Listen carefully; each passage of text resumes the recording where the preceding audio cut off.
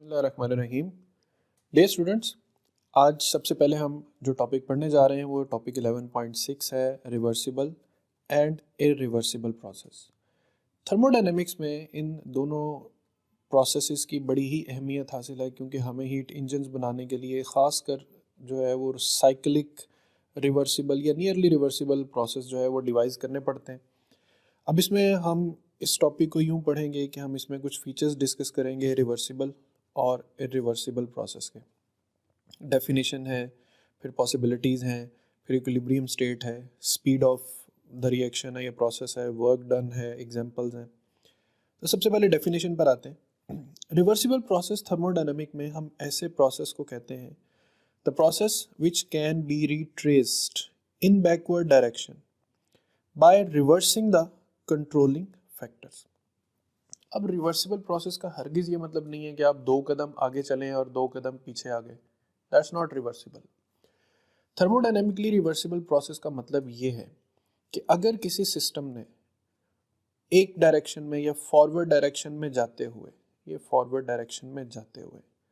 अगर heat absorb की है, तो रिवर्स ऑर्डर में आते हुए उसे वही हीट जो है वो रिलीज करनी पड़ेगी।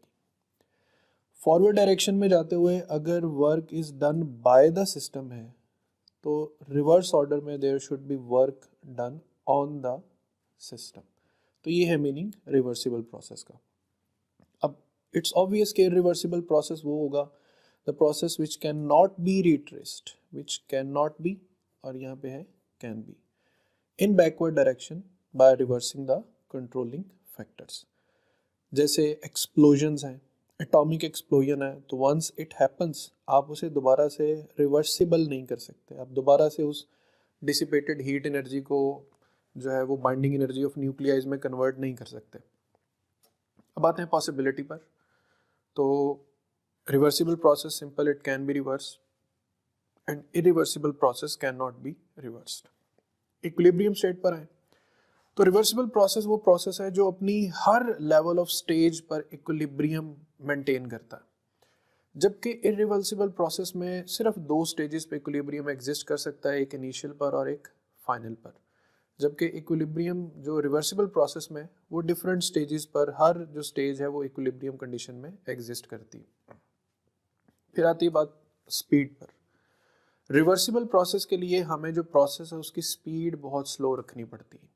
जैसा आपकी बुक में एक एग्जांपल भी लिखी हुई है कि slow liquefaction and evaporation of a substance is nearly reversible, जबकि इरिवर्सिबल चेंजेस जो होती हैं वो नेचर में बहुत रैपिड होती हैं, बहुत तेज़ होती हैं। वर्क डन की बात करें तो अगर हम कलेक्टिवली देखें तो रिवर्सिबल प्रोसेस में जो अमाउंट ऑफ वर्क डन है वो ज़्यादा होती है, और इरिवर्सिबल प्रोसेस में जो अमाउंट ऑफ वर्क डन है वो कम होती है। एक दूसरी चीज़ ये भी कि जो रिवर्सिबल प्रोसेस है ये साइक्लिक वे में काम कर सकता है, तो हमें ये डिफरेंट फेजेस पे वर्क डन प्रोवाइड कर सकता है। एग्जांपल्स पे आ जाएं तो slow liquefaction and evaporation of a substance is a reversible process, और जितनी भी नेचुरल प्रोसेसेस हैं, एक्सप्लोजन है, heat dissipations by conduction, convection and radiation है, या जितने भी फ्रिक्शनल लॉसेस नेचर में एग्जिस्ट करते हैं, वो सब के सब जो है वो इरिवर्सिबल प्रोसेस में आते हैं। तो ये एक छोटा सा टॉपिक है, इसकी आप डेफिनेशन पे गौर करें, डेफिनेशन याद करें, और इसकी एग्जांपल्स जो हैं वो एमसीक्यूज़ के हवाले से इंपॉर्टेंट है। नेक्स्ट लेक्चर के साथ जल्दी हाजिर होंगे। अल्लाह हाफिज़।